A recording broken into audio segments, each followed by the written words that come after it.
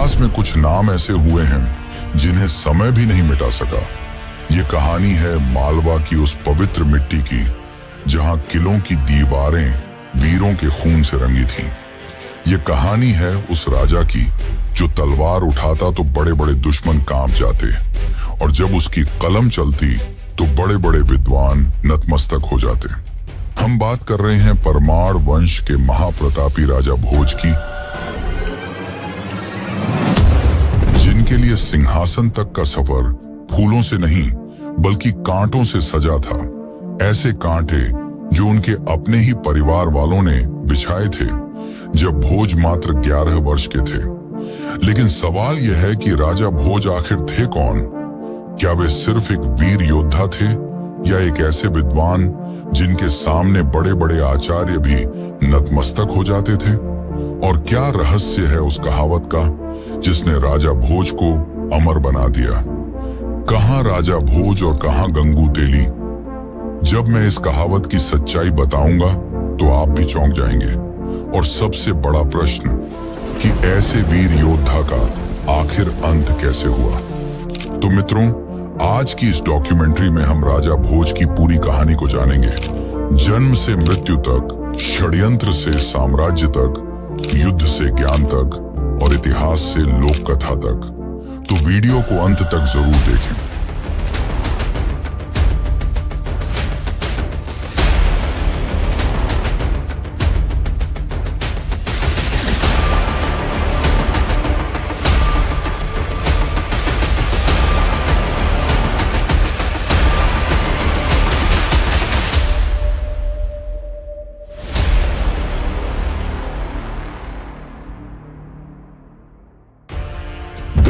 शताब्दी का अंत। मध्य भारत का मालवा क्षेत्र राजनीति, युद्ध और संस्कृति तीनों का केंद्र बन चुका था। परमार वंश उस समय मालवा पर शासन कर रहा था, जिसकी राजधानी धार थी। इसी परमार वंश में लगभग 980 ईस्वी के आसपास एक बालक ने जन्म लिया, जिसका नाम रखा गया भोज, जो परमार राजा सिंधुराज का पुत्र था और उनकी माता का नाम सावित्री बताया जाता है। उस समय किसी ने नहीं सोचा था कि यही बालक आगे चलकर मालवा ही नहीं बल्कि पूरे भारत के इतिहास में अमर हो जाएगा। भोज का बचपन एक राजकुमार की तरह प्रारंभ हुआ, जहां शास्त्र और शस्त्र दोनों की शिक्षा दी गई, साथ ही संस्कृत, राजनीति, युद्ध कला और धर्म, इन सभी विषयों में बालक भोज असाधारण प्रतिभा दिखा रहे थे। भोज बचपन से ही काफी ज्यादा बुद्धिमान थे और उनका बचपन सुखद बीत रहा था। लेकिन यह सुख ज्यादा दिन नहीं चला। लगभग 991 ईस्वी के आसपास जब भोज केवल 11 वर्ष के थे, तब उनके पिता राजा सिंधुराज की मृत्यु हो गई और मालवा की सत्ता का संतुलन बिगड़ने लगा। गद्दी पर बैठे राजा सिंधुराज के छोटे भाई और भोज के चाचा राजा मुंज, और यहीं से इतिहास करवट लेता है। राजा मुंज एक शक्तिशाली लेकिन महत्वाकांक्षी शासक थे। उनके मन में यह भय जगने लगा कि कल को भोज गद्दी पर बैठ सकता है, और इसी डर ने उनके मन में एक घातक विचार को जन्म दिया, भोज को रास्ते से हटाने का विचार। कहा जाता है कि इसके लिए राजा मुंज ने अपने विश्वास पात्र सेनापति वत्सराज को चुना। उसने वत्सराज को आदेश दिया कि वह भोज को जंगल में ले जाए और चुपचाप, किसी को पता चले बिना उसे मार दे। और ऐसा ही हुआ। वत्सराज भोज को जंगल की ओर ले गया। भोज बुद्धिमान थे और वे समझ गए कि उनके साथ क्या होने वाला है, और तभी उन्होंने अपनी जांघ से खून निकालकर एक पत्ते पर संस्कृत में एक श्लोक लिखा और वत्सराज को देते हुए कहा कि यह राजा मुंज को दे देना। जब वत्सराज ने वह श्लोक देखा तो वह चकित रह गया और उसने जाकर वह राजा मुंज को दिखाया, और यह देखते ही राजा मुंज के होश उड़ गए। आज तक किसी को नहीं पता कि उसमें क्या लिखा था, पर माना जाता है कि उस श्लोक को पढ़कर राजा मुंज का हृदय परिवर्तन हो गया और उसने तुरंत भोज को बुलाकर उसे अपना उत्तराधिकारी घोषित कर दिया। लेकिन यह तो बस शुरुआत थी। असली परीक्षा, असली युद्ध और असली इतिहास अभी बाकी था। और यहीं से शुरू होती है उस राजा की कहानी जिसने उसे इतिहास के पन्नों में अमर बना दिया। लेकिन उसके असली इतिहास को जानने से पहले हम ये जान लेते हैं कहां राजा भोज और कहां गंगू तेली। इस कहावत के पीछे क्या रहस्य है। लगभग 1010 ईस्वी के आसपास भोज को मालवा का राजा बना दिया जाता है। लोक कथाओं के अनुसार राजा भोज एक न्यायप्रिय और दयालु राजा थे। वे प्रजा से अत्यधिक प्रेम करते थे और प्रजा भी उन्हें पूजती थी। राजा भोज रात में भेष बदलकर अपने राज्य में घूमते थे ताकि प्रजा के दुख सुख को जान सकें। और एक रात जब वे एक ब्राह्मण पति पत्नी की झोपड़ी के पास से गुजर रहे थे, तब उन्होंने उन्हें बातें करते सुना। ब्राह्मण अपनी पत्नी से कह रहा था कि अब वह काफी बूढ़ा और कमजोर हो चुका है। अब वह यजमानों के घर जाकर पूजा पाठ नहीं करा सकता। इस पर ब्राह्मणी ने कहा, तो फिर स्वामी हमारा घर कैसे चलेगा? हमारा तो कोई पुत्र भी नहीं है। इस पर ब्राह्मण चिंतित हो गए और कहा कि अब राजा भोज ही कुछ कर सकते हैं। अगले दिन वह ब्राह्मण राजा भोज की दरबार में पहुंचा और राजा को प्रणाम करते हुए उन्हें सारी बातें बताईं। राजा यह सब पहले ही जानते थे, इसलिए उन्होंने उस ब्राह्मण को 100 सोने के सिक्के दान में दिए ताकि वह अपना जीवन यापन कर सके। इससे ब्राह्मण अत्यधिक खुश था, क्योंकि इतने ज्यादा सिक्कों से वह अपना बाकी जीवन खुशहाल बिता सकता था और अपनी सारी रोजमर्रा की जरूरत पूरी कर सकता था। यह खुशखबरी उसने घर आकर अपनी पत्नी को भी बताई। दोनों काफी खुश थे और रात में सोने से पहले उन सिक्कों को एक बक्से में रख दिया। और जब वे सुबह उठे तो देखा कि सिक्के गायब थे। यह देखकर ब्राह्मण चौंक गया। उसने घबराहट में यह बात जाकर राजा भोज को बताई। राजा भोज भी चौंक गए, पर फिर राजा भोज ने उस ब्राह्मण को फिर से 100 सोने के सिक्के उपहार में दिए। ब्राह्मण फिर से खुशी खुशी अपने घर को लौट आया और रात में सोने से पहले फिर से उन सिक्कों को उस संदूक में रख दिया और इस बार ताला अच्छे से लगा दिया। फिर रात में अचानक उनके घर राजा भोज आए और उन्होंने ब्राह्मण से कहा, ब्राह्मण देवता, हमारा राज्य खतरे में है। एक बड़ी विपदा आ पड़ी है, इसीलिए आप मुझे वे 100 सिक्के वापस कर दीजिए। अभी हमारे राज्य को इसकी आवश्यकता है। यह बात सुनकर ब्राह्मण ने राजा भोज को वे सिक्के वापस दे दिए और सो गया। जब सुबह उसकी नींद खुली तो वे सिक्के संदूक से गायब थे। और जब ब्राह्मण ने बताया कि राजा भोज इन्हें ले गए, तब उनकी पत्नी ने कहा कि ऐसा कैसे हो सकता है? हमारे यहाँ रात में तो कोई नहीं आया। जरूर वह बहरूपिया होगा या आपने कोई बुरा सपना देखा होगा। फिर दुखी ब्राह्मण ने यह सारी बातें जाकर राजा भोज को बताईं। तब राजा भोज चौंक गए। उन्होंने कहा कि मेरे जैसा कैसे हो सकता है? जरूर कोई बहरूपिया होगा। इतना कहकर राजा भोज शांत हो गए और उन्होंने ब्राह्मण को फिर से 100 सिक्के दिए। लेकिन इस बार राजा भोज ने तय किया कि वे स्वयं ही देखेंगे कि आखिर ऐसा कैसे हो सकता है। फिर रात में राजा भोज भेष बदलकर उस ब्राह्मण की कुटिया के सामने पहुंचे और तभी उन्होंने देखा कि उन्हीं की तरह दिखने वाला व्यक्ति कुटिया में प्रवेश करता है और ब्राह्मण से उन सिक्कों को मांगता है। यह देखकर राजा क्रोधित हो गए और तुरंत उसके पास जाकर कहा, अरे बहरूपिये, तू कौन है और इस बुजुर्ग ब्राह्मण को क्यों परेशान कर रहा है? तब उस राजा जैसे दिखने वाले व्यक्ति ने अपने असली रूप में आकर कहा, राजा, मैं भाग्य हूं और भाग्य का लिखा कोई नहीं टाल सकता। इस ब्राह्मण ने अपने जीवन में ऐसे कर्म किए हैं जिसके कारण इसके भाग्य में इन सिक्कों का सुख नहीं लिखा गया है। सबको अपने कर्मों का फल भुगतना पड़ता है। यह सुनकर राजा सोच में पड़ गए। फिर करुणा भरे स्वर में कहा, तो महोदय, मैं आपसे विनती करता हूं कि इस ब्राह्मण को बख्श दीजिए। इनके भाग्य का फल मैं भुगतने के लिए तैयार हूं। इतना सुनने के बाद भाग्य ने मुस्कुराते हुए कहा, ठीक है राजन, जैसी तुम्हारी मर्जी। और इतना कहकर वह वहां से गायब हो गया। इसके कुछ दिनों बाद राजा भोज एक दिन अपने सैनिकों के साथ एक वन से गुजर रहे थे। तभी उनका घोड़ा बेकाबू होकर भागने लगा। वह घोड़ा भागते भागते राजा को इतनी दूर ले आया कि उसकी सेना बहुत पीछे छूट गई और फिर वह घोड़ा एक खाई की ओर भाग चला और खाई के पास पहुंचकर जोर से रुका, जिससे राजा घोड़े से उछलकर ऊंची खाई से गिर गए। राजा काफी ज्यादा घायल हो गए, उनकी हालत गंभीर थी। तभी वहां एक आदमी आया जिसका नाम था गंगू तेली। तो आखिर गंगू तेली ने राजा के साथ क्या किया और क्या हुआ जब राजा बन गए नौकर, तो चलिए अब जानते हैं आगे की कहानी। लेकिन उससे पहले अगर आपको वीडियो अच्छी लग रही है तो इसे एक लाइक जरूर करें। गंगू तेली ने जब घायल व्यक्ति को देखा तब वह नहीं जानता था कि वह कौन था। राजा भोज बेहोशी की हालत में थे।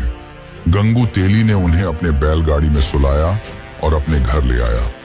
गंगू तेली ने राजा भोज की दिन रात सेवा की और उनकी मलहम पट्टी भी की, जिसके बाद कुछ ही दिनों में राजा भोज ठीक हो गए। और जब उन्हें होश आया तो वे समझ नहीं पाए कि वे कहां हैं। उन्होंने अपने सामने जीवनदाता को देखा, पर राजा नहीं जानते थे कि वे किस राज्य में हैं, इसलिए उन्हें लगा कि यह दुश्मनों का राज्य हो सकता है। इसीलिए उन्होंने गंगू तेली से कुछ नहीं कहा। गंगू तेली ने राजा को एक आम और लाचार आदमी समझकर अपने यहाँ काम पर रखने का सोचा और उसने राजा को कोल्हू पैरने का काम दिया। राजा ने यह काम खुशी खुशी स्वीकार किया और हर दिन राजा कोल्हू के बैल की तरह कोल्हू पैरते और तेल निकालते। एक दिन राजा कोल्हू पैरते पैरते कुछ गाने लगे, जिसे सुन आसपास के लोग मंत्रमुग्ध हो गए। उन्हें राजा का संगीत काफी पसंद आया। राजा काफी अच्छा गाना गाते थे, जिससे गंगू तेली का तेल भी ज्यादा बिकने लगा। राजा भोज अपने जीवनदाता का कर्ज चुकाना चाहते थे, इसलिए पूरी तरह ठीक होने पर भी चुप रहे और अपनी असलियत नहीं बताई। उस समय उस देश के राजा सिद्धराज भी संगीत के बहुत बड़े प्रेमी थे और उनसे भी बड़ी संगीत की प्रेमी थी उनकी पुत्री, यानी उस राज्य की राजकुमारी। एक दिन उस राज्य में संगीत का एक विशाल आयोजन रखा गया, जिसमें कई बड़े बड़े संगीतकार आए और सबसे अच्छे संगीतकार को इनाम भी दिया जाना था। ये बात जब गंगू तेली को पता चली तो उसने अपने दास यानी राजा भोज को अच्छे कपड़े दिए और उन्हें भी संगीत में भाग लेने को कहा। दोनों महल पहुंचे और जब राजा भोज की बारी आई तो उन्होंने ऐसा संगीत सुनाया कि पूरी सभा चकित रह गई। इतना मधुर कि वहां बैठे बड़े बड़े गायक तक नतमस्तक हो गए। उनके संगीत से राजकुमारी अत्यधिक प्रसन्न हुई और अपने पिता से उससे विवाह करने की मांग की। यह सुनकर राजा सिद्धराज चौंक गए और मना करते हुए कहा कि चाहे वह संगीत में कितना भी कुशल हो, पर है तो एक दास ही, तुम्हारा वर सबसे श्रेष्ठ होगा। तब राजकुमारी ने कहा, पिताश्री, यह मुझे कोई साधारण व्यक्ति नहीं लगते। आप चाहें तो इनकी परीक्षा लेकर देख लीजिए। तब राजा सिद्धराज सोच में पड़ गए, पर उनकी सभा में विद्वानों की कमी नहीं थी। उस समय सभा में 4 विद्वान मौजूद थे, धर्मदेव, कर्मदेव, तपदेव और पुण्यदेव। राजा इन सभी से एक एक कर प्रश्न करते हैं ताकि वे जान सकें कि इस आर्यावर्त में कौन सा राजा सबसे सर्वश्रेष्ठ है जो उनकी पुत्री से विवाह कर सके। राजा सिद्धराज ने सबसे पहले धर्मदेव से पूछा, धर्मदेव, बताओ कि इस आर्यावर्त में सबसे धार्मिक राजा कौन है? तब धर्मदेव ने कहा, महाराज, मेरी जानकारी के अनुसार धार नगरी के राजकुमार राजा भोज ही सबसे बड़े धार्मिक राजा हैं। इसके बाद राजा सिद्धराज ने कर्मदेव से पूछा कि आप बताइए कि इस धरती पर सबसे अच्छे कर्म किसके हैं? तब कर्मदेव ने भी राजा भोज का नाम लिया और इसी तरह राजा सिद्धराज ने तपदेव और पुण्यदेव से भी प्रश्न किया और उनके उत्तर में भी एक ही नाम था, राजा भोज। यह सब सुनकर राजा ने भरी सभा में कहा कि मेरी पुत्री का वर सिर्फ राजा भोज हो सकता है। यह सब सुनकर राजा भोज कुछ पल शांत हो गए और विनम्रता पूर्वक कहा, महाराज, मैं ही राजा भोज हूं।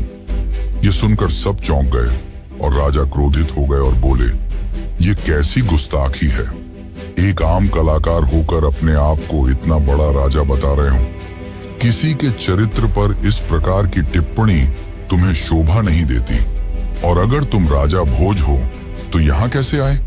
तब भोज ने कहा, महाराज, सबसे बड़ी चीज होती है भाग्य, और भाग्य का लिखा कोई नहीं बदल सकता। भाग्य गरीब को भी अमीर बना सकता है और राजा को पल भर में नौकर, और मैं भी उसी भाग्य का शिकार हूं। यह मेरे भाग्य का ही फल है कि आज मैं यहाँ गंगू तेली के नौकर के रूप में खड़ा हूं। यह सुन राजा सोच में पड़ गए और थोड़ी जांच पड़ताल के बाद पता चला कि यही राजा भोज हैं। यह सुनकर गंगू तेली भी चौंक गया। इसके बाद राजा सिद्धराज ने अपनी पुत्री का विवाह राजा भोज से करा दिया, और फिर जब पूरे राज्य को यह बात चली कि गंगू तेली ने अनजाने में एक राजा को अपना दास बना लिया था, तब सब गंगू तेली को मजाक में कहने लगे, कहां राजा भोज और कहां गंगू तेली। पर मित्रों, हमारी कहानी यहीं समाप्त नहीं होती। अभी जो मैंने आपको कहानी बताई, ये कहानी हमें ज्यादातर लोक कथाओं और परंपराओं में मिलती है, जो राजा भोज और गंगू तेली के प्रसंग को एक कहानी रूप में दर्शाती है। पर इतिहास और सच्चाई इससे काफी अलग है। राजा भोज का असली इतिहास इससे भी कहीं ज्यादा चौंकाने वाला है। और अब यहीं से शुरू होती है उस राजा की असली यात्रा, जिसने युद्ध भूमि को दुश्मनों के लहू से लाल कर दिया। उस राजपूत राजा की कहानी, जिसके ज्ञान के सामने बड़े बड़े विद्वान नतमस्तक हो जाते थे, और उस राजा की कहानी जिसके अंत ने सबको हैरान कर दिया। और सबसे बड़ी बात, कहां राजा भोज और कहां गंगू तेली, इस कहावत की असली सच्चाई। क्योंकि अभी हमने जो जाना वह लोक कथाओं और सदियों से चली आ रही कहानियों में मिलता है, लेकिन इसकी असली सच्चाई कुछ और ही है। तो चलिए अब जानते हैं परमार वंश के महान राजपूत राजा भोज का असली इतिहास। यह बात है सन 1010 की। राजा भोज का मालवा पर राज था। राजा भोज बुद्धिमान तो थे, पर उनकी सैन्य बल भी काफी बढ़ चुकी थी, और उनका सबसे पहला मकसद था अपने पिता राजा सिंधुराज की अपमानजनक हार का बदला लेना। माना जाता है कि राजा भोज के पिता राजा सिंधुराज को चालुक्य वंश से अपमानजनक हार का सामना करना पड़ा था। अब भोज उसी हार का बदला लेना चाहते थे। उन्होंने जल्दबाजी नहीं की और अपनी बुद्धि और सैन्य बल से चक्रव्यूह रचना शुरू किया और चालुक्य वंश पर धावा बोल दिया। उस समय चालुक्य वंश में राजा जय सिंह राज कर रहे थे। राजा भोज और जय सिंह के बीच लंबे समय तक युद्ध चला। हालांकि भोज उन्हें पूरी तरह हरा तो नहीं पाए, पर अपने बुद्धि बल से उन्हें पीछे हटने पर मजबूर कर दिया और मालवा के साम्राज्य का विस्तार किया। और इसी कालखंड में राजा भोज का सामना कलचुरी वंश से भी हुआ, जिनकी सत्ता त्रिपुरी में थी, यानी आज के मध्य प्रदेश का क्षेत्र। भोज ने अपनी नीतियों से त्रिपुरी के कई क्षेत्रों को अपने राज्य में सम्मिलित कर लिया।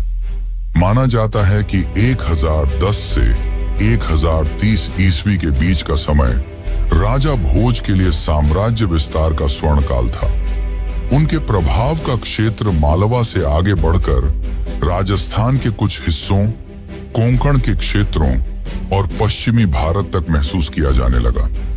यह विस्तार केवल सीधे युद्धों के माध्यम से नहीं हुआ, बल्कि कूटनीति, भय और प्रतिष्ठा, तीनों ने इसमें भूमिका निभाई। कई छोटे शासक बिना युद्ध के ही भोज की अधीनता स्वीकार करने लगे, क्योंकि उनकी सेना की शक्ति और उनकी रणनीति का प्रभाव दूर दूर तक फैल चुका था। उनके अभियानों ने यह स्पष्ट कर दिया कि मालवा अब किसी के अधीन रहने वाला राज्य नहीं था। राजा भोज ने अपने चारों ओर एक ऐसा प्रभामंडल बना लिया था जिसमें मित्र और शत्रु दोनों उन्हें गंभीरता से लेने लगे थे। यही वह दौर था जब राजा भोज का नाम केवल मालवा में नहीं, बल्कि पूरे उत्तर और मध्य भारत में गूंजने लगा। लेकिन फिर 11वीं शताब्दी में भारत की संस्कृति और धर्म पर सीधा वार किया गया, जिसने देश को झकझोर कर रख दिया। साल 1025 ईस्वी, जब गजनी का शासक महमूद गजनवी ने गुजरात में सोमनाथ मंदिर को तोड़ा, तो देश में उसका कहर छा गया। उसने न केवल मंदिर को तोड़ा, बल्कि उसे लूटा भी और वहां आए भक्तों को भी मार डाला। इस बात से राजा भोज काफी क्रोधित हुए और माना जाता है कि राजा भोज के साथ कई राजाओं ने वहां गजनी की सेना पर दबाव बनाना शुरू किया। जिसके डर से उसकी सेना सीधे मार्ग के बजाय थार के रेगिस्तानों के कठिन रास्तों से होकर गुजरने लगी। इसी प्रतिरोध की सबसे शक्तिशाली गूंज सुनाई देती है साल 1034 ईस्वी में, जब उत्तर भारत की धरती बहराइच में एक निर्णायक संघर्ष हुआ। लोक कथाओं और मध्यकालीन ग्रंथों के अनुसार गजनवी सेनापति सालार मसूद, जिसे महमूद गंजनवी का भांजा बताया जाता है, एक विशाल सेना के साथ भारत में आगे बढ़ रहा था। इस समय उत्तर भारत में राजा सुहेल देव एक प्रमुख हिंदू शासक के रूप में उभरे, जिन्होंने राजा भोज के साथ मिलकर बहराइच का युद्ध लड़ा। बहराइच का यह युद्ध इतना भयानक बताया जाता है कि इसमें सालार मसूद की सेना पूरी तरह नष्ट हो गई और स्वयं सालार मसूद मारा गया। यह युद्ध भारतीय जनमानस में धर्म की रक्षा और विदेशी आक्रमण के विरुद्ध विजय के प्रतीक के रूप में स्थापित हो गया। वैसे मित्रों, इतिहास में कई ऐसे राजा हुए जिन्होंने युद्ध भूमि पर अपना परचम लहराया, पर उनमें से बहुत कम ही ऐसे हुए जो युद्ध के साथ साथ एक ज्ञानी और विद्वान शासक रहे। उन्हीं में से एक थे राजा भोज, जिन्होंने न जाने कितनी किताबें लिखी और साथ ही 84 ग्रंथ भी रचे, और उनकी अद्भुत इंजीनियरिंग आज भी लोगों को हैरान कर देती है। तो चलिए अब हम जानते हैं राजा भोज के ज्ञान और उस प्रसिद्ध कहावत की असली सच्चाई। लेकिन उससे पहले अगर आपको वीडियो अच्छी लगे तो इस वीडियो को अपने मित्रों और रिश्तेदारों को भी जरूर शेयर करें।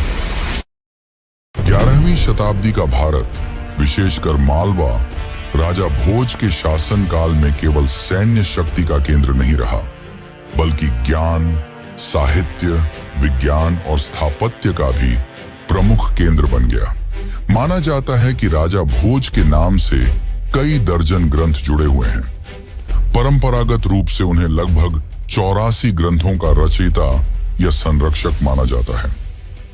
इन ग्रंथों में राजनीति, राज्य शास्त्र, काव्य, व्याकरण, वास्तुशास्त्र और आयुर्वेद जैसे विषय शामिल थे। इनमें सबसे प्रसिद्ध है सम्रांगण सूत्रधार, जिसे भारतीय वास्तु और स्थापत्य का एक अत्यंत महत्वपूर्ण ग्रंथ माना जाता है। इस ग्रंथ में मंदिर निर्माण, नगर नियोजन, मूर्ति शिल्प और यहाँ तक कि यांत्रिक उपकरणों का भी वर्णन मिलता है। इसी तरह युक्ति कल्पतरु जैसे ग्रंथों में प्रशासन, नीति और व्यावहारिक बुद्धि पर गहन विचार दिखाई देते हैं। यह स्पष्ट करता है कि राजा भोज केवल ग्रंथों के संरक्षक नहीं थे, बल्कि स्वयं एक गहन चिंतक और विद्वान थे। ज्ञान के साथ साथ राजा भोज ने अपने विचारों को धरातल पर भी उतारा। इसका सबसे भव्य उदाहरण है भोजपुर का शिव मंदिर, जो आज मध्य प्रदेश के भोजपुर क्षेत्र में स्थित है। यह मंदिर अधूरा होने के बावजूद अपनी विशालता और स्थापत्य के कारण आज भी लोगों को चकित करता है।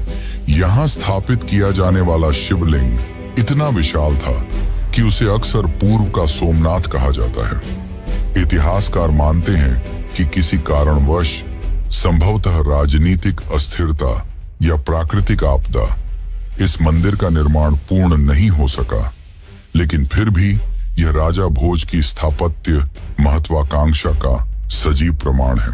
राजा भोज की इंजीनियरिंग दृष्टि केवल मंदिरों तक सीमित नहीं थी। उन्होंने जल प्रबंधन के क्षेत्र में भी असाधारण कार्य किया। भोपाल के पास स्थित भोजताल, जिसे आज अपर लेक या भोपाल झील कहा जाता है, को परंपरागत रूप से राजा भोज से जोड़ा जाता है।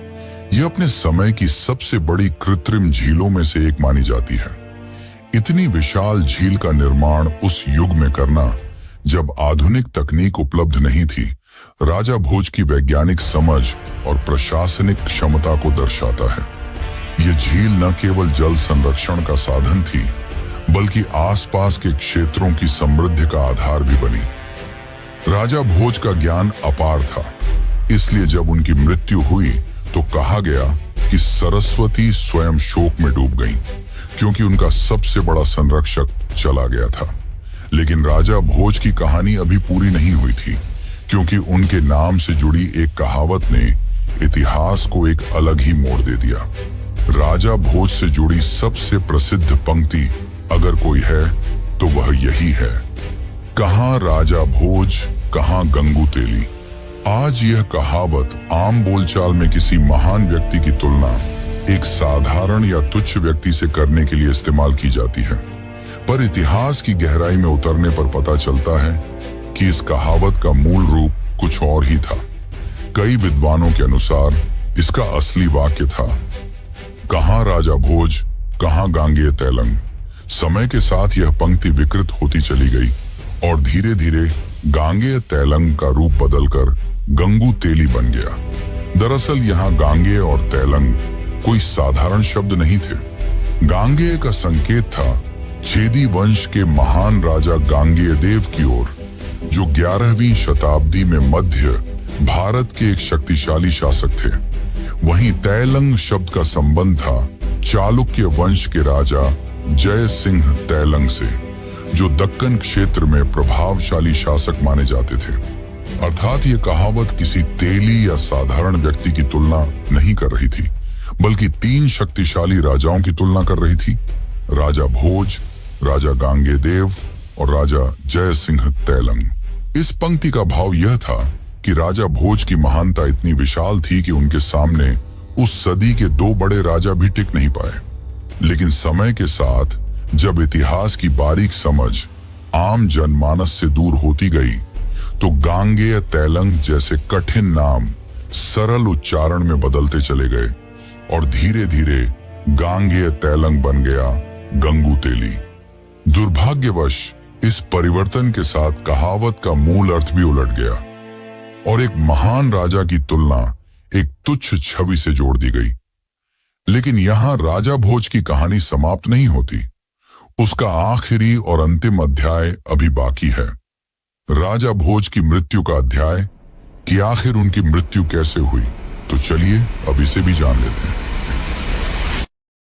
समय चाहे कितना भी शक्तिशाली क्यों ना हो, वह हर युग को अपने साथ बहा ले जाता है। 11वीं शताब्दी के मध्य तक आते आते वह मालवा भी एक ऐसे मोड़ पर खड़ा था जहां शक्ति, राजनीति और थकान तीनों एक साथ टकरा रहे थे। राजा भोज अब युवा योद्धा नहीं रहे थे। वर्षों के युद्ध, प्रशासनिक दबाव और निरंतर संघर्षों ने उनके शरीर और राज्य दोनों पर गहरा प्रभाव डाला था।